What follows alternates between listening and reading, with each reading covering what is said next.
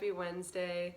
So today I am coming to you to talk about full moon ceremonies. So these are something that I have been interested in since about last summer. So I've been going to them and then I've started hosting them this past fall, and I have just grown to love the full moon. So I want to share with you basically why you should do one and what a full moon ceremony actually looks like. So I know a lot of my audience is curious about what the hell these are and why they're seeing them pop up everywhere.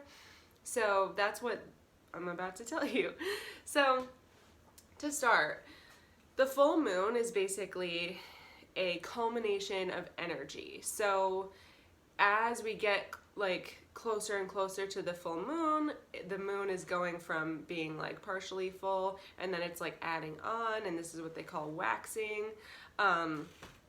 So the waxing, as the moon waxes, it is just their energy is just building and building and building, and then at the full moon, it's this culmination of energy that is peaking at the full moon. So when you look up the full moon for each month, there will be a time, and it'll say, so this, for example, this past full moon was this past weekend, and it was peaking at 2:33 in the morning Eastern time. So that's when the energy really just comes to a peak, and that's why usually around the full moon weird shit happens.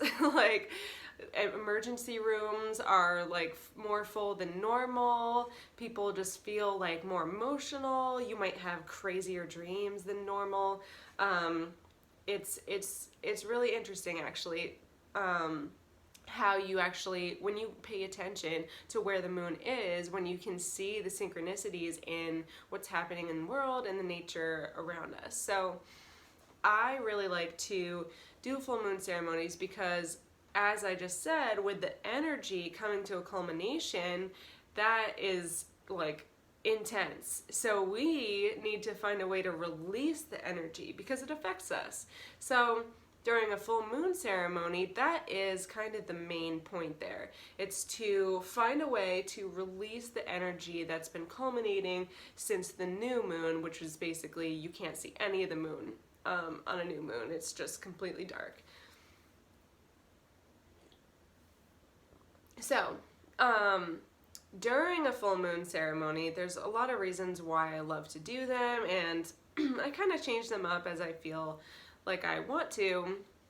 But the basic, what the basic walkthrough of it is we come together, we are all sitting on yoga mats, we have our journals, and then I usually place out oracle decks or tarot decks, and then everyone chooses some cards, journals about the cards, and then we go into a visualization that I lead. So I will lead a visualization. I love to do it around what the sign that the moon is in. So to backtrack a little bit, the moon goes through each zodiac sign over the course of a month. So it spends about 2.5 days in each zodiac sign. So each full moon, the moon is in a certain sign. So I'll keep using this past full moon example. This past full moon was in Leo. So when the moon is in Leo, I like to usually lead a visualization that's associated with the energy of what a Leo is. So for me, Leos are just super confident. They're these bright shining lights. They love attention. They know who they are. They love who they are, and they love being around people. They're really just confident and social butterfly sorts of people, and they're energetic and excited and passionate.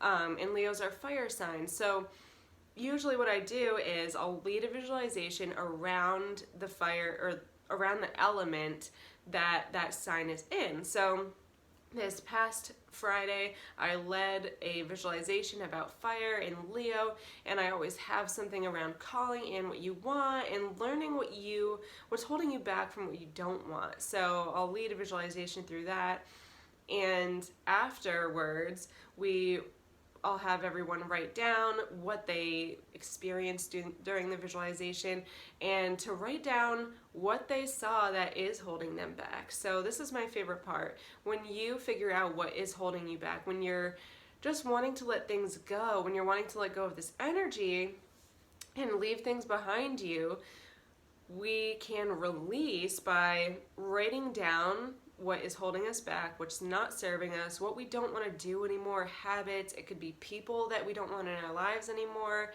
anything. And you write that down on a scrap piece of paper, and then we go around the circle and share what we're releasing. We're sharing what's been holding us back. And honestly, that is like my favorite part, because I love just letting it out and sharing what I want to get rid of, and then also just hearing what other people, other women are experiencing, and just really just like feeling for them and feeling for their struggles. And it's really connecting to me to like feel through what other people are struggling with, and then as a whole we release it by going around the circle, and we each take our piece of paper and we burn it. We literally burn the shit that holds us back. We literally burn away those things that are not serving us, that are keeping us from getting to the next level in our lives, that are keeping us from being happy, that are keeping us from getting what we want, basically. So we'll go around the whole circle and just release and share what we want to hold back, and then we want to keep some positivity in here. So then we talk about what we want to call in. We talk about whether we want to call in a relationship, or we want to call in abundance, money, whether we want to call in peace and harmony. For me, this past month, I just wanted to let go of stress and lack mindset, and I chose to call in just peace with myself, peace with where I am, and to just move forward with a sense of knowing and faith that things are going to work out for me. So that is what we do, and then we usually close out by doing just a little bit of gratitude for showing up for ourselves, for showing up for each other, and that's how we close out the practice. And I just find that doing these ceremonies, being in touch with other women who are, we're all struggling at some points, we're all trying to make our way, trying to get to where we want to be in life, and it's just really nice to connect with women, even when we don't know each other. Most of the time I don't know any of the women who show up to these ceremonies, and it's really cool to see all the different types of women and what they're going through, and just connecting through that and connecting through an interest in spirituality and the moon. So that's really what a ceremony looks like, and that's how you release, and there's other ways you can do that. I also create like an altar in the middle, and I'll have another video where I talk about how you can create an altar as well, because it's just something that I think it could be obvious, but I think that there's also a need for people to feel like they need to get a bunch of stuff, and I like to release that mindset and realize that you can really make an altar with things that you already have. But that's another time, another video. But the whole thing with the moon is that I love how following the moon phases and the changes in energy and the changes of the sign, the zodiac sign that the moon is in, is actually really helps me to focus on certain things at certain times of the month. So I can really find a flow, and I can find instead of pushing something that might not be working, to find what makes sense for me to do that's aligned with the energy that's going on around us. So sometimes that means, like, when the moon is in Virgo, that's my sign, that's about getting organized and getting your shit together and purging needless stuff. So there's always 2.5 days in a month where it's a great time to do that. And then you can pair that with where the moon is. So after the full moon, I really like to rest and go inward and think about what I want, and look at how I can create it, and really start just marinating with that. And then afterwards, I can do another video on the phases, but then basically you have the first quarter moon, and that's time for planning, and then you basically can just follow the moon through each phase to find out what that phase, what that phase's energy is, and then look at where the moon actually is in terms of the zodiac signs, and then you can get a pretty clear picture of what the energy is and what you can really do and be successful at with that energy. So I hope you liked this video. I'm super happy to share about these full moon ceremonies, and right now I'm in Philly and I'm offering full moon ceremonies every month at Haven Wellness Center in Fishtown, and I'd love for you to join me if you're local to Philly. I also, if you're not local to Philly, or if you just don't feel like leaving your house, which I'm gonna be honest, that's me on most nights. I'm a serious homebody. I have created some at-home full moon ceremonies for you. So you can find those at my website, www.shewhocan.com, and I'll put the link below so that you can find those if you want to try out a full moon ceremony at home. I literally explain in a PDF. It's beautifully curated, and I share for each month what that full moon specifically means, where the energy is. I will give you a step-by-step setting up your ceremony for yourself, and then I walk you through what you're supposed to do, and then I also give you journal prompts, and I give you the next month the main dates that you want to pay attention to for the full moon, or for the moon phases.